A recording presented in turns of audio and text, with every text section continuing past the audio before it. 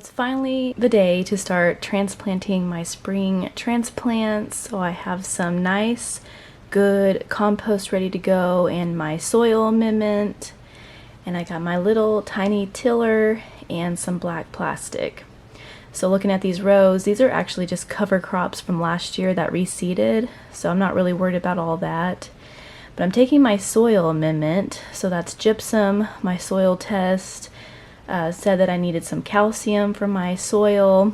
So everyone's soil will be different. I would highly recommend testing your own soil every 3 years just to make sure that you know exactly what your soil needs. I'll have to say that this is probably one of the most important steps in gardening is testing your soil. Because if you test your soil, you know exactly what it's lacking. Because if you have anything lacking in your soil, your plants are not going to grow very well. And then you're just going to be so just heartbroken and stressed out the rest of the year because your plants aren't growing very well. So that is probably one of the very first steps in gardening is testing your soil. And you have to keep it up every 3 years because your soil does change after 3 years if you don't typically take care of it, which I use compost every time I plant and use my calcium and I mix it in. It's just something to keep up on every 3 years. And if you have an extension office in your hometown, I found that mine is actually cheaper than a lot of places that I found online. So if you have an extension office, definitely go check them out. Ask them how much it costs. Actually, mine's a fairly decent price. It's actually really cheap compared to a lot of companies. So you see this beautiful compost that I have here, like I said, and I'm just putting a thin layer on, not very thick. I would like to do a little thicker, but my compost needs to actually go a long ways. So I'm just putting a thin layer. And these rows actually have been worked really well these past couple years, and they're just beautiful. Here in a little while, you can see just how black the soil is. So I've taken this little tiller that I got last year. My husband got this for me. We actually have a bigger tiller, which I cannot run that bigger tiller. So he got me this one so I don't have to ask him all the time to help till my rows. And this is such a perfect size for me. I can pick it up and move it around. I can start this on my own. It's one of the best tools that I have bought for this garden. Now I started out no-till, but I quickly realized hand raking all these rows whenever I was putting my soil amendment in and compost and whatever else that I did this all by hand raking it, and it was hurting my back. So I thought if I'm already raking and just trying to get all this stuff mixed in, might as well just get a small little tiller and go about 1 to 3 inches. I don't go very deep on these rows at all. I'm not trying to just disrupt the soil too much, but I do want to get this mixed in the first top layer really well. So this is perfect little tool for that. I'm just mixing all of this in, so you can see here that I am picking this up, no problem. It's so lightweight. I believe I got this like at Lowe's, and it wasn't too bad of a price. It's probably a really good investment for me. So like I said, I can knock these rows out really fast and get the job done, and that's what I'm all about. I'm all about getting the job done and moving on to my next project. So tilling these cover crops in here is just going to act as a green manure, and it's just going to feed my soil when I get it all covered up.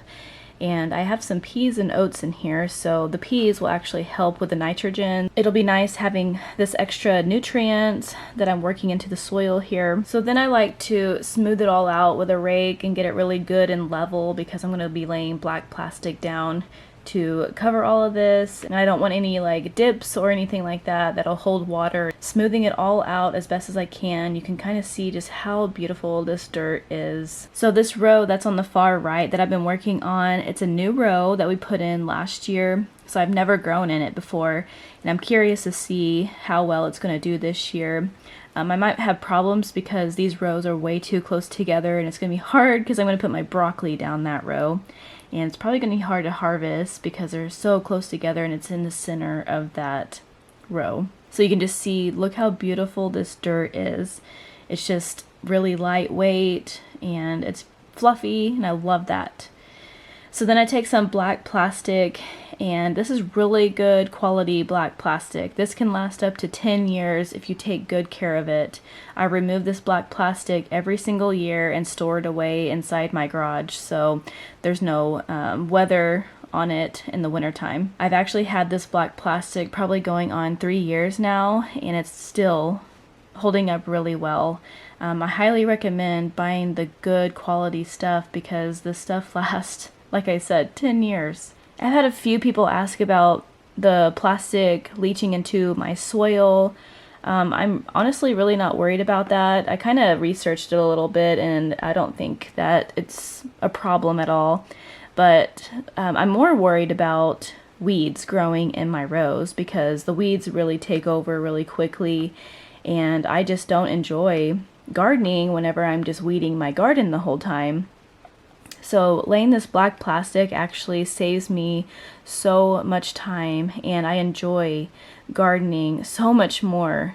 So I'm actually happy to use this black plastic. So what I do every year whenever it's time to store it away, I take some tape and I will tape a little piece of tape and I'll write on it and say what exactly this row was used for. And I'm telling you what, that saves me so much time whenever I'm placing all of these plastic rows out every year. So I also invested in a big box of staples, garden staples here, and I go through, and sometimes they're hard to put in because I have rocks, but I'll put it in and use my foot and secure it down really well.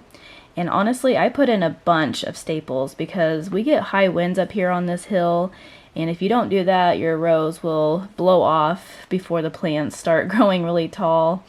So I just put in, I don't know, as many as I can. I space it out probably 2 feet apart and just make sure that it's just nice and secure because we have been getting such high winds here lately that it's just insane.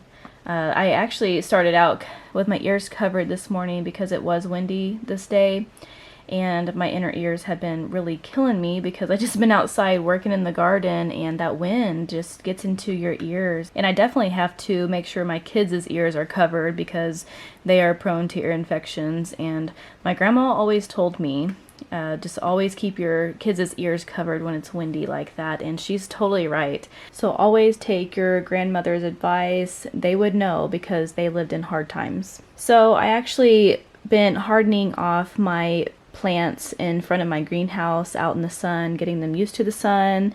If you don't know anything about hardening off, it's basically when you start your plants indoors, which I did start these indoors, and then I moved them out to the greenhouse slowly, and I put some shade on them in the greenhouse.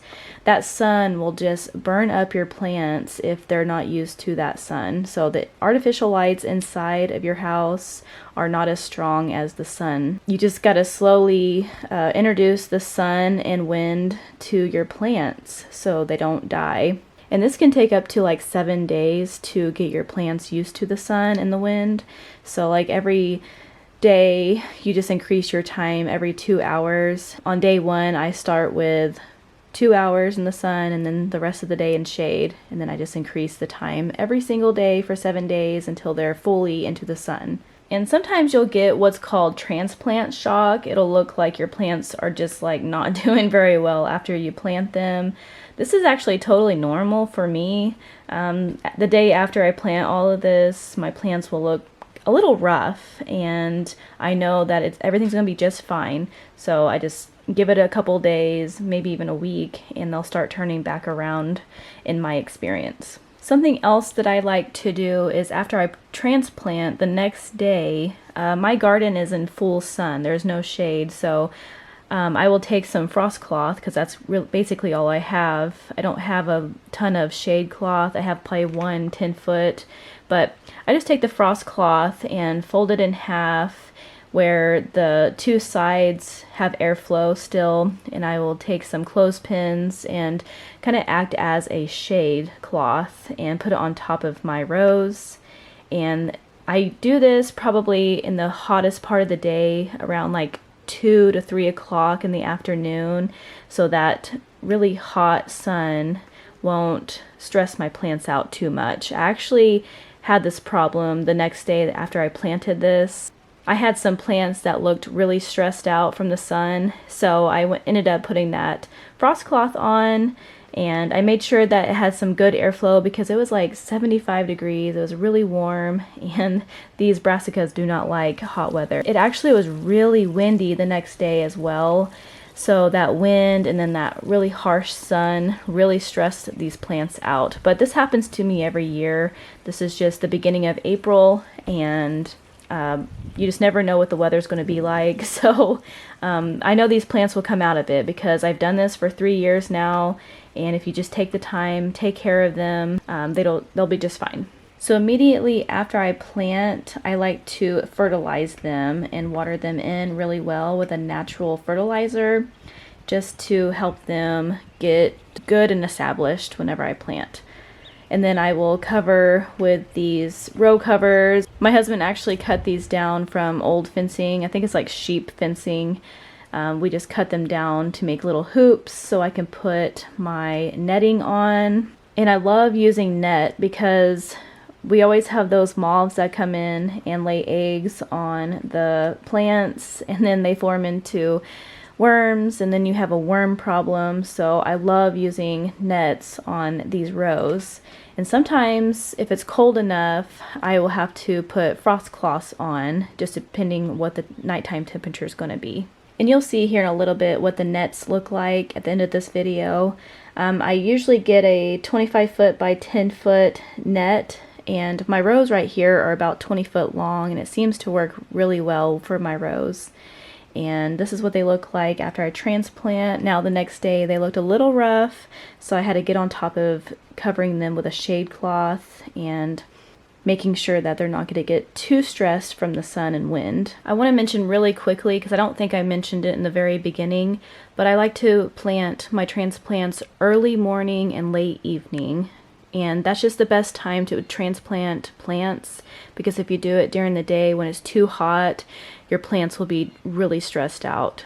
So I didn't film this part because my camera died, but this is that evening. I put the netting on. This is what it looks like up close. It's actually really good quality netting that I get here, and I just cover it up really well. That way all the bugs can stay off of my brassicas. If you ever grown brassicas before, you know those moths come in, lay their eggs, and you get a worm problem.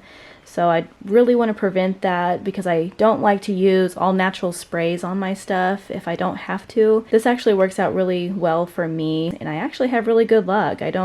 I maybe have a few worms here and there whenever it's harvest time, but these work great. Definitely invest money into getting some covers because they really do work. And I just use these bricks right here to hold down my netting. Make sure that's good, secure, and closed, because slugs can actually get in here as well.